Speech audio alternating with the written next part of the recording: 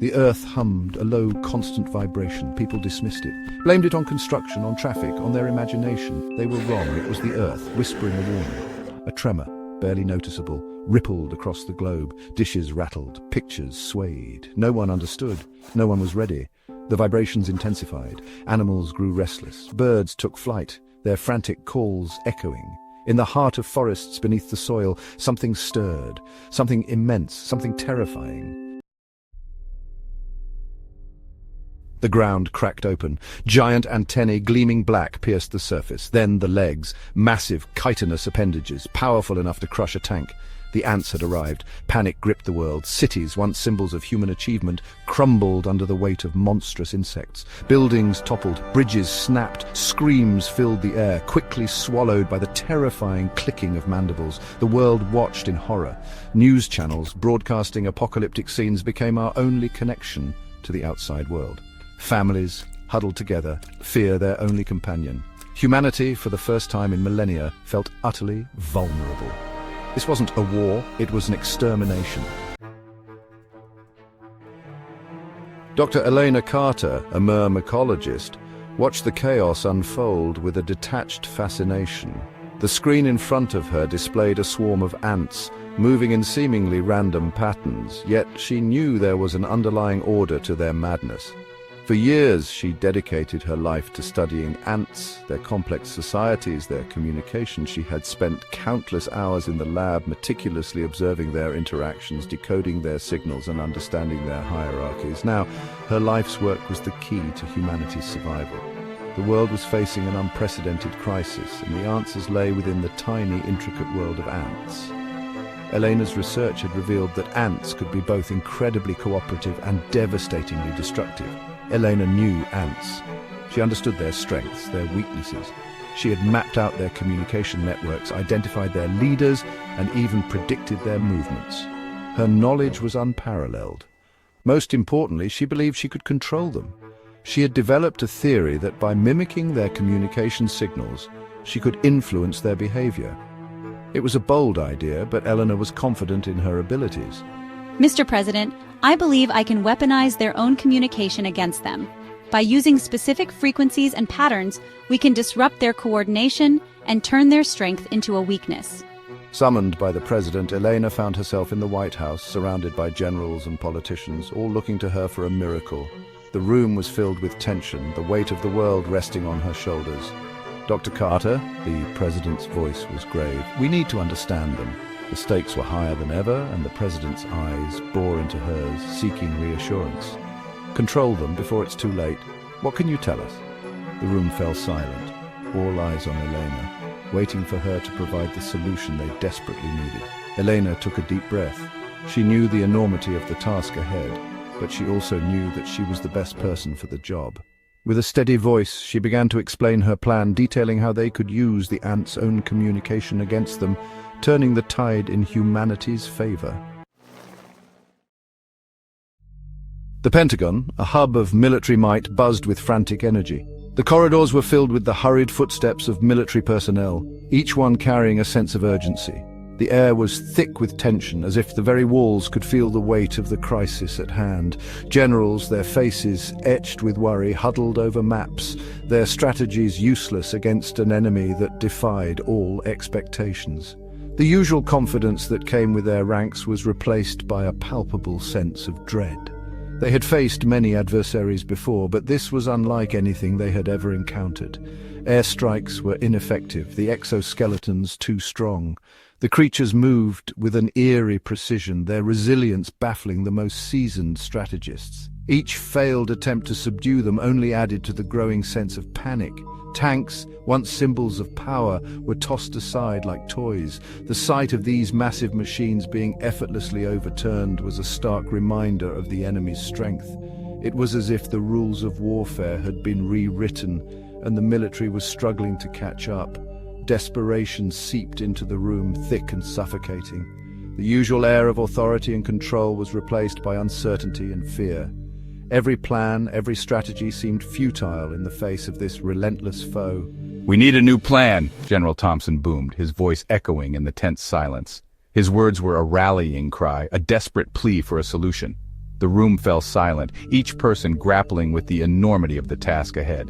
Something, anything to stop them. The brainstorming sessions were intense, ideas flying back and forth, but nothing seemed to stick. The enemy was always one step ahead, adapting and evolving with each new tactic. All eyes turned to the lone figure standing by the window, a woman dwarfed by the giants she sought to understand.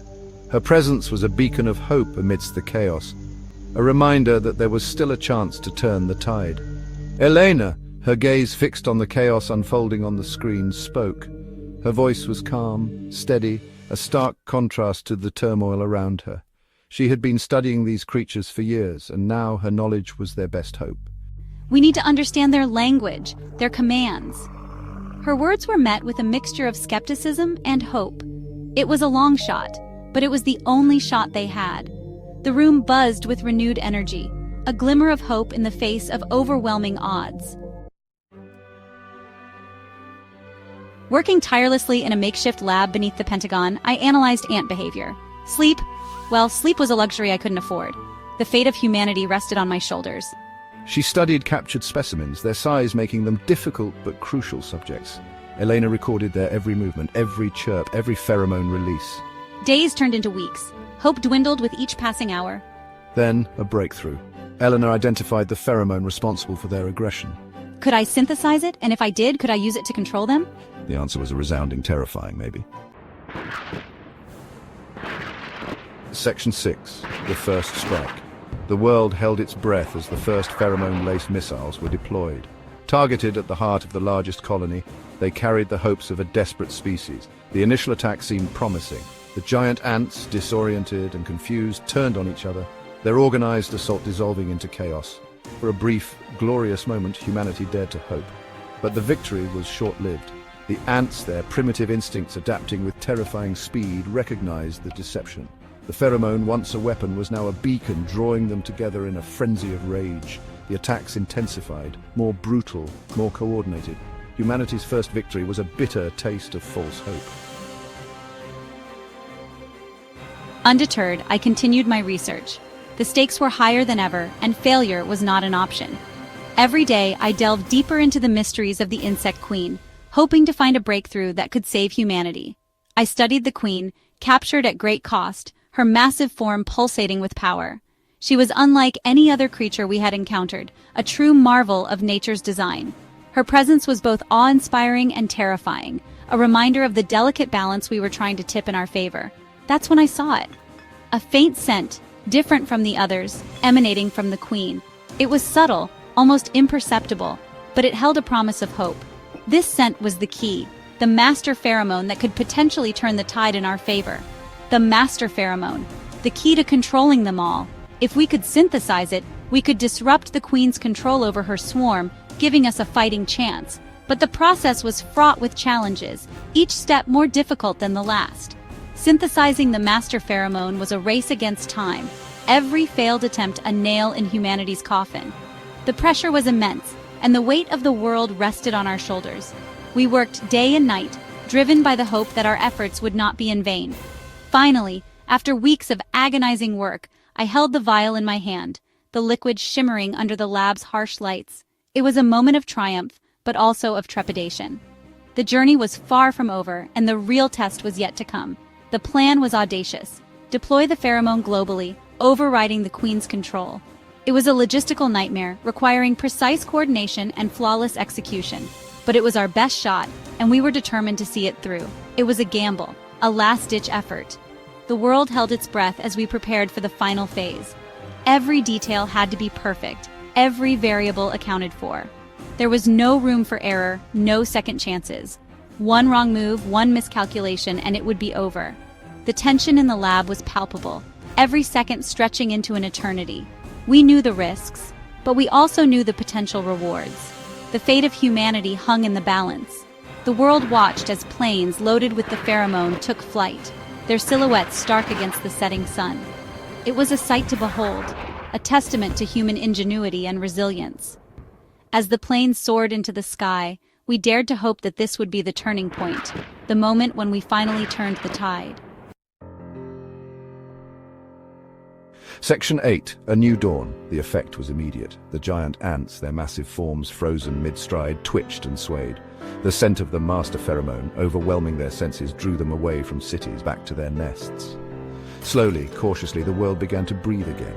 The cost had been devastating, but humanity had endured. Cities lay in ruins, testaments to the ants' terrifying power. But amidst the rubble, there was hope. Elena, hailed as a hero, watched the sunrise paint the ravaged landscape with hues of gold and crimson. She knew this was not the end. It was a warning. The world rebuilt, scarred but not broken. The giant ants, their reign of terror over, retreated back into the earth. But the fear remained, a constant reminder of humanity's vulnerability. Forever changed by the experience, I continued my research, driven by a new mission, to understand the trigger, to ensure it never happened again. The earth had spoken. The ants had delivered its message. Humanity had been warned. The question was, would they listen?